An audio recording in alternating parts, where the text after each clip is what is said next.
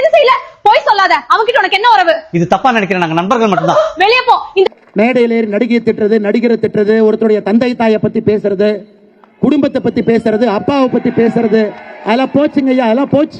இன்னைக்கு இருக்கக்கூடிய தமிழகத்தில் இருக்கக்கூடிய எதிர்க்கட்சிகள் எத்தனை பேருக்கு இது புரிஞ்சுதுன்னு தெரியல. ஆனா நமக்கு இது புரிஞ்சிருச்சு. அவங்க குரலை நல்லா கேட்டுட்டோம். அதற்காக நம்மை புதுப்பித்துக் கொண்டிருக்கிறோம். முதலமைச்சர் விஜய் மற்றும் நடிகை த்ரிஷாவை குறித்த பல சர்ச்சைகளை பல கட்சி அரசியல் தலைவர்கள், பிரபலங்கள் அண்ட் சோஷியல் மீடியா இன்ஃப்ளூயன்சர் அப்படின்னு சொல்லிட்டு பலருமே தெரிவிச்சிட்டு இருக்காங்க.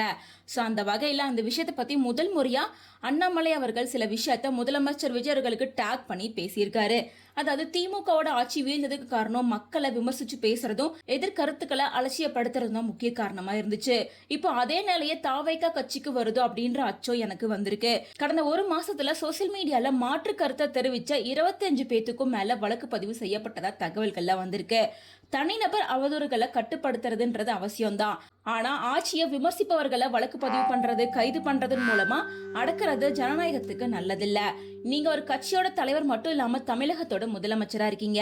சோ விமர்சனங்களும் அதுக்கு எதிரான கருத்துக்களும் ஜனநாயகத்துக்கு உரிய இடம் கொடுக்கணும் அப்படின்றதா என்னோட கோரிக்கை அப்படின்னு சொல்லியிருக்காரு. அண்ணாமலை திடீர்னு எதுக்காக இப்படி ஒரு போஸ்டர் ஷேர் பண்றாரு அப்படின்னு பார்த்தா, அண்ணாமலைக்கு ஆதரவா இருக்க ஒரு ஃபேன் பேஜை ரன் பண்ணிட்டு இருந்த ஒருத்தவங்களை அரெஸ்ட் பண்ணியிருக்காங்க. எதுக்காக அரெஸ்ட் பண்ணியிருக்காங்க அப்படின்னா, ஒரு போஸ்ட்ல கூத்தாடி விஜய் தான் இப்படி பேச கத்து கொடுத்தாரா, தற்கொலை கூட்டம் அப்படிங்கறத மணிக்கொரமே காட்டிட்டு இருக்கீங்கடா அப்படின்ற மாதிரி ஒரு கமெண்ட்டை போஸ்ட் பண்றாங்க. அதுக்கப்புறமா அவங்கள அரெஸ்ட் பண்ணியிருக்காங்க அப்படின்னு சொல்லிட்டு தான் இப்போ அண்ணாமலை அவர்கள் இப்படி ஒரு போஸ்டர் ஷேர் பண்ணியிருக்காரு. ஆனா இதுக்கு பின்னாடி உண்மையான ஸ்டோரி என்ன அப்படின்னு பார்த்தா, அவங்க ஆக்ட்ரஸ் த்ரிஷா முதலமைச்சர் விஜயோட பர்த்டே அன்னைக்கு கேக் கட் பண்ற மாதிரியான ஒரு போஸ்டர் ஷேர் பண்ணியிருந்தாங்க அண்ட் சில பிக்சர்ஸையும் ஷேர் பண்ணியிருந்தாங்க. அதை ஏஐ மூலமா பல பேர் ரீக்ரியேட் பண்ணி நிறைய ஸ்டோரியாவே உருவாக்கிட்டு இருந்தாங்க. ஸோ அந்த மாதிரி தான் இந்த பேஜ் ரன் பண்ணிட்டு இருந்த ஒருத்தவங்க ஒரு போலியான வீடியோவை உருவாக்கியிருக்காங்க. ஸோ இது வந்து போலியான வீடியோவை உருவாக்கியிருக்காங்க, மார்ஃபிங் பண்ணியிருக்காங்க அப்படின்ற அடிப்படையில் தான் அவங்கள கைது பண்ணியிருக்காங்க. தாவேகாக்கு எதிராகவோ அல்லது முதலமைச்சருக்கு எதிராகவோ இவங்க கருத்து தெரிவிக்கிறாங்க அப்படின்ற காரணத்துக்காக அரெஸ்ட் பண்ணப்படலை.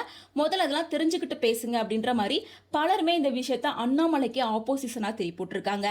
ஸோ இப்போ இந்த விஷயம் தான் சோஷியல் மீடியாவில் வைரல் ஆயிட்டு இருக்கு. இந்த கருத்துக்கள் ஒரு பக்கம் வரவேற்பை குற்றிருந்தாலும் மற்றொரு பக்கம் வந்து இது அண்ணாமலைக்கு எதிராகவே மாறிடுச்சு அப்படின்னு சொல்லலாம். ஸோ இதை பற்றி உங்களோட ஒப்பீனியன் என்ன அப்படின்றத கமெண்ட்ஸ் மூலமாக ஷேர் பண்ணுங்க.